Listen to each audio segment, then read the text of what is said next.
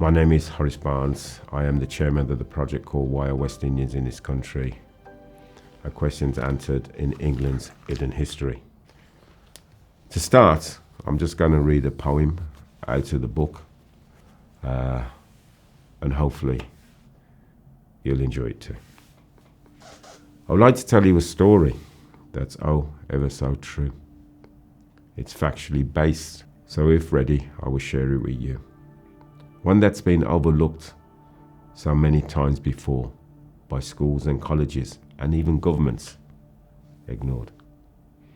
It's sad story of bravery, courage, and even duty about black people who have fought and died protecting this wonderful country. Over many a year and in many a war, it's a shame how those served and governed forgot who they saw. While I'm on the theme of unrecognized potential, the inclusion of other subjects is really quite essential. Through music and entertainment, we have continually kept you amused. But athletics and the beautiful game has left you quite bemused. So now as you follow in the footsteps of our ancestors long ago, we now start the journey of the history. Henry VII and Henry VIII is where we'll begin. The gentleman, Johnny Blank, was a trumpeter in the royal court in the military. When everybody else was getting a pay rise, Johnny didn't. So Johnny wrote to King Henry VIII and asked him for a pay rise. Like all good kings, King Henry VIII agreed. There's a gentleman called William Hawkins. The name Hawkins will come up again later on. William Hawkins was a merchant and he did a lot of trade in Africa. And because of that, Africans ended up on these merchant boats and then ended up in the great ports like Liverpool, Bristol, Cardiff, Southampton, Portsmouth, Plymouth. And that's how their journey begins. Henry VIII would have 2 daughters and a son. The son died at an early age. Queen Mary would become the Queen of Scotland, and Queen Elizabeth would eventually become Queen Elizabeth I. I told you about a name, Hawkins, and how it would be repeated. A guy called John Hawkins was a pirate. Somehow he came under the actual instructions of Queen Elizabeth I. He then became what they called a privateer. Queen Elizabeth gave him a ship, and sadly, that's when slavery started for Britain. The picture that we got up at the moment is the Spanish Armada and how Britain would attack the Spanish Armada and defeat them. And yes, people of colour were on those ships fighting for Britain against the Spanish. Again, more and more information about this situation is coming up all the time. Moving on, we find that we now end up late 1700s. In the New World, King George III wanted to increase the taxes on the New World. We ended up at the Boston Tea Party, where the people who have now migrated to America, now dressed up as the Red Indians, start throwing tea overboard to give the blame on the native people. They call themselves First Nation now. This ended up in a war. Britain had to go to war. In doing so, Britain approached those who were in slavery and told them that if you fight for Britain, we will give you your freedom. The New World turned around to the slaves and said, if you fight for us, we'll give you your freedom in 9 or 12 months. The picture shows a gentleman called Colonel Ty. He fought on the British side against the New World. Britain lost the War of America independence, so the New World will now become the United States of America. Britain had to honour their pledge, which was to get these slaves out of America to safety. In comes a gentleman called Horatio Nelson. He was a captain at the time. There was something like a region of, I think, 5,000 people that they had to evacuate. and they evacuated him to Nova Scotia in Canada. Strange that something so honourable was done, and yet little is known about it. Horatio Nelson became sick. He was chasing the conquistadors in Nicaragua. He became sick with malaria or yellow fever. They weren't sure. They've not really mentioned it. And they didn't give him to the British medical team. They gave him to a lady called Cuba Cornwallis. She cured him of the fever. And when he became better, they passed him back over to their medical team. The question is, Horatio Nelson was a captain then. If he had died, what really would have been the outcome of the Battle of Trafalgar? Once again, people working together for the betterment of us all. There's a famous painting done by a gentleman called Daniel McLeish, and it's at the Battle of Trafalgar where Nelson was shot and fatally wounded. In the picture, you will see a black mariner pointing towards the sniper who shot him. There's different accounts of this. One account says that the mariner himself was a sniper and he was looking to snipe the guy from the other ship who shot Nelson. You will see two pictures. One picture with him holding the rifle and one picture not holding the rifle. If you want to see him holding the rifle, there's a place called Trafalgar Square, Nelson's Column. Look up and you will see these sort of murals around the column. There's 4. The Black Mariner is there. The Americans now decide they want to take Britain out of Canada. The Canadian forces are now massing to protect their interests. And who joins them but the Black Loyalists? They run the Americans out of Canada into America and into round by the White House. But that's a story for you guys to find out for yourself how that finishes. But yet, that journey of those Black Loyalists is actually mentioned in the American national anthem. Here we are around the same sort of period, a guy called Jack Punch. His real name is John Perkins. This is one fascinating story, and he was told to me by a couple of guys who are serving in the Royal Navy. I didn't know about this story, but he caused a kerfuffle because the Admiralty back here didn't want to give him his captaincy, but yet those in the West Indies did. He nearly started a war basically, but he captured so many ships. Again, it's a fabulous story. A guy called Admiral George Rodney. He was in charge of the actual fleet in the Caribbean. And he, I believe, is one of the people who put his weight behind it to get him his captaincy. The question you have to ask yourself, why didn't they want to give it him? These are the interesting balls that have been rolled and have ended up in dead ends or cul-de-sacs. Some are still rolling on, I'm glad to say.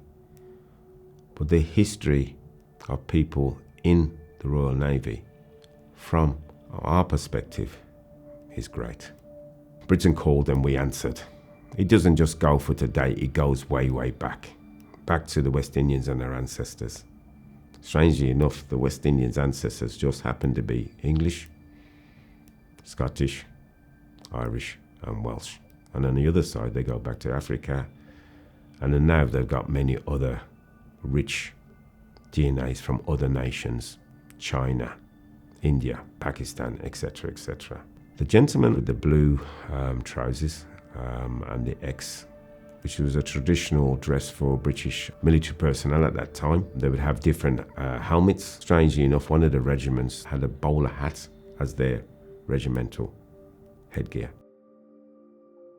Now, after Britain lost the 13 states of America, the French, the Dutch, the Danes, and the Spanish decided to get them out. They wanted them out of the Caribbean. That means the bits that the Britain held onto, which was called West Indies, those countries, those off the mainland, like British Honduras, British Guyana, at the time it was called. A guy, or a gentleman, shall I say, Colonel-in-Chief, John Vaughan, wrote a letter. He wrote several letters to Parliament telling them that if they don't have their own black regiments like they have, they could say goodbye to their foot in the Caribbean.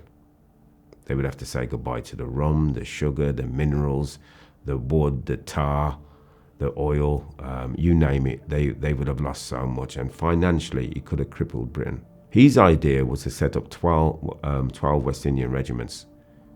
He didn't get that what he wanted initially, but how it was open to people to join was that any free person, any free black person could join. Any person that actually just left the American War of Independence could join. And any soldiers that were in other regiments of the British Army could also join. That didn't work. They didn't get enough. Next thing you know, the British military became the biggest buyers of slaves. Over 13,000 was purchased, and that led to the 12 West Indian regiments being formed. The gentleman in the middle on the horse is an officer. All the regiments were actually commanded by white officers. The regiment right in front of him with the red slacks and the blue top is the Queen Victoria 3rd West Indian Regiment. She had 4 West Indian regiments. And then the gentleman on the far right, strangely enough, is a Royal Marine. Under King George the III and his wife, Queen Charlotte, Lady of Colour, he decided to invoke an act called the Money Missions Act of 1807, stating slaves would be free. He really was guided towards the military as far as I'm concerned, but it actually ended up with anybody in the British Empire who was a slave being freed. The Royal Navy became the police of the seas. The Royal Navy led the charge to capture these slave ships, stop them using that as a weapon to capture people and drag them all around the world and drop them off and enslave them. The Royal Navy has to be thanked for what it did. It's not a simple story because the Royal Navy also recruited from the slaves and they became sailors. Because the Merchant Navy was nearly on board nearly every battleship that they had, the Royal Marines also recruited from the slaves. We're now into the 1800s, and now we're talking about the Crimea War. Mary Seacole was not the only person of colour that was in the Crimea War. There were more. She's the one who deserves the credit for what she did. Amazing job. There was 2 other people that wanted to go, Miss Purcell and Miss Belgrave, but they wouldn't let them go for the same reason that they're trying to stop Mary Seacole. But Mary Seacole was more determined, and she sold everything she had to get there. This gentleman is William Hall. He's the first recipient who is non-white to receive the Victoria Cross. He came out of Canada, he joined the Royal Navy, and he was there in the Crimea War. His captain then took him to the uprisings in India, and there he earned his Victoria Cross. According to now King Charles III, who has narrated a documentary on the Victoria Cross's winners, of course, William Hall is there. He manned a 6-man cannon on his own, and that's why they gave him his Victoria Cross. Again, another fascinating story, how the family got away from America into Canada. We have another gentleman here with his Victoria Cross. He's William Gordon, and he's out to the West Indian Regiment, and you can see he's actually in the style of Queen Victoria's uniform, where she was the one who redesigned the uniform, and it's written into law somewhere that you cannot change this uniform.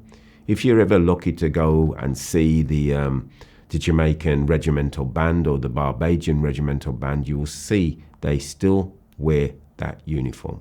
She had 4 West Indian regiments. The question you have to ask yourself, why did Queen Victoria have 4 West Indian regiments? The other picture is the British West Indian Regiment.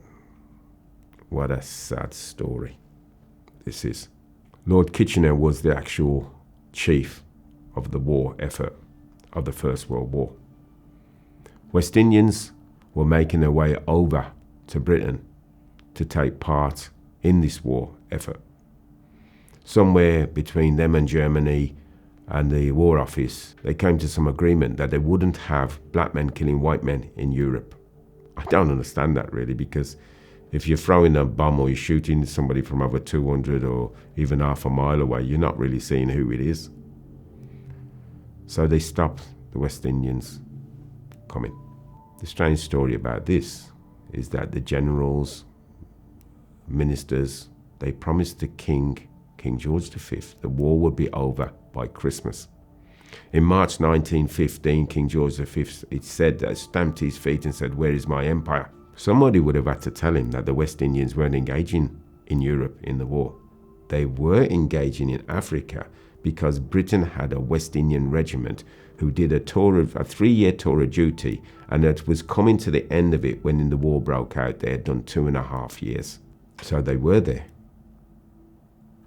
So what happened was that Britain had to go back to the Caribbean. They asked for West Indians to rejoin the war effort. They did. Over 20,000 men lined the streets to join the war effort, but Britain actually only took just over 15,000. Because they said they were not to shoot white men in Europe, they weren't giving that duty to do. What they were doing was manual labor duties. And one of the ones that they gave them to do was actually supply ammunition to the front line. So still, really and truly, they're not doing what they shouldn't be doing. They're doing what they should be doing, which is to protect Britain. The historical evidence shows that when they first started, they moved 1 ton of bombs per day. And then it started to gradually increase, like 2 tons of bomb today, 3 tons of bomb today, 4 tons of bomb a day. And then, of course, when they got to the maximum, it was like 5 tons of bomb a day. They were moving to the artillery front line to throw against the opposition. Strange, isn't it?